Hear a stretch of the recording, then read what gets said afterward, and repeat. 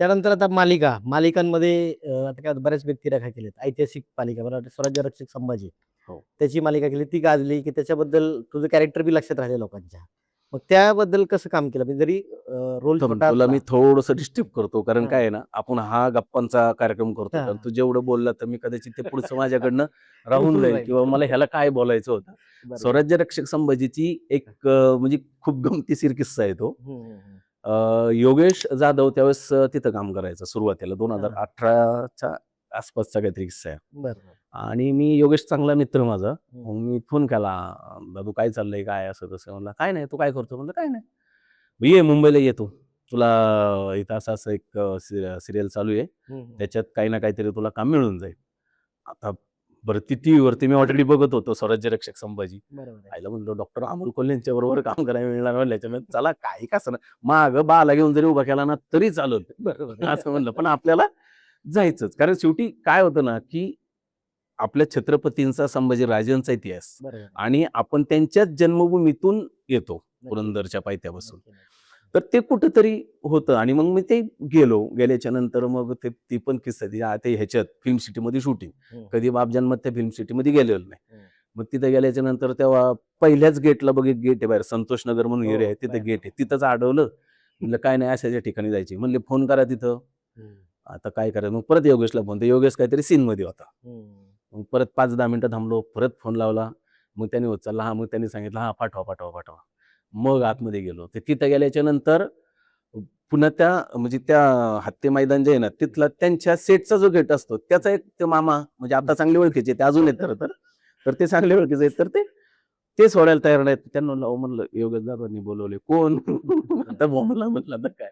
मग त्यांना परत फोन केला. मग योगेश आला बाहेर. मग आम्ही गेलो आतमध्ये. मग त्यांनी हं. सचिन गद्रेंची ओळख करून दिली. ते म्हणले, "ठीक आहे, काही हरकत नाही. तू ऑडिशन दे आणि जर ऑडिशन आवडलं तर तुला 1 दिवसाचं काम देईल बरोबर. आणि जर 1 दिवसाचं काम तू चांगलं केलं, हं, हं, हं. तर बाकी तुला मग पुढं मोठा रोल देईल." आता मग ते 1 दिवसाचं मग आपल्याला असतं ना ते डोक्यात, "अरे बरोबर मग काय आहे. एकदाच काय जे असं. होईल ते होईल." ऑडिशन दिली. हां. म्हणलं, "ठीक आहे, कळवतो तुला." आता कळवतो म्हणलं, की पहिला अनुभव माझ्या गाठीशी होता. हं, कुठेही ऑडिशन दिली. हं. ठीक आहे सांगतो तुम्हाला. तुमचा नंबर दिलाय ना? हो, दिलाय, दिलाय. मग सांगतो तुम्हाला. मग जायचं परत सांगतो. ह्याला काय ते गेलं. हेच नाही. म्हणे मग येतच नाही पण. येत मी नाही. खरं सांगतो. मग ती ऑडिशन चांगली झाली. आपण किती म्हणणार, "दादा हे ऑडिशन कशी झाली तसे तरी सांगा." हां. अरे हां, काय? सांग ना बाबा काय झाली? कशी झाली? ते बरोबर. शेवटी एक कलाकार एक म्हणून कुठेतरी आपल्याला आहे ना आशा हां, आशा लागलेली असते. असतं ना, की हं. भले सिलेक्शन नको होऊ दे, पण बरोबर. आपल्याला कमीत कमी नाही का असं कळू दे, की बाबा चांगली झाली, वाईट झाली. सुधार त्याच्यात आपल्याला सुधारणा करता येते. बरोबर आहे. पण नाही, मग ते ऑडिशन गेलो. म्हणलं चला ठीक आहे, काही हरकत नाही. बसमध्ये आता गाडीचा काही संबंध नव्हता. बसनीच गेलो. एक बरोबर घरी पोहोचलो मुंबईतल्याच. त्यावेळेस तिथं राहायचो आम्ही माढामध्ये. घरी पोहोचलो. पोहोचल्याच्या नंतर गद्रेंचा मला फोन आला. हं, हं. "कुठे आहेस तू?" म्हटलं, "सर इथेच आहे." "बरं, उद्या सकाळी 9 वाजता सेटवरती ये.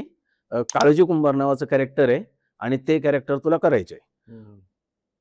आईला ते असं हे झालं ना म्हणलं अरे, काहीतरी आलं नाही, नाही अचानकच. काळोजी कुंभार म्हणजे आपण माहिती आहे ना हां. काळोजी कुंभार म्हणजे हे इकडनं हे करून आले, मग त्यांनी तो सुटका झाली आग्र्याहून, मग ते हो. हे झालं ना, मग त्यांनी ते दूर केला आणि मग हां. त्या दिशेने म्हणजे बरोबर आहे. मग मोठं कॅरेक्टर कॅरेक्टर. हां, मग ते डोक्यात आलं. आईला म्हणलं कमाल आहे आता वाह!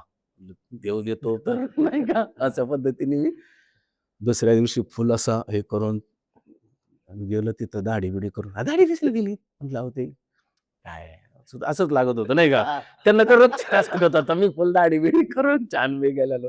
पण ठीक आहे. तिथं गेल्याच्या नंतर त्यांनी दिलं ते धोतर, हां. ते बंडी बिंडी सगळं काय. बंडी ती असते ना ती आणि मुंडासा हं. एवढंच. बस तेवढंच.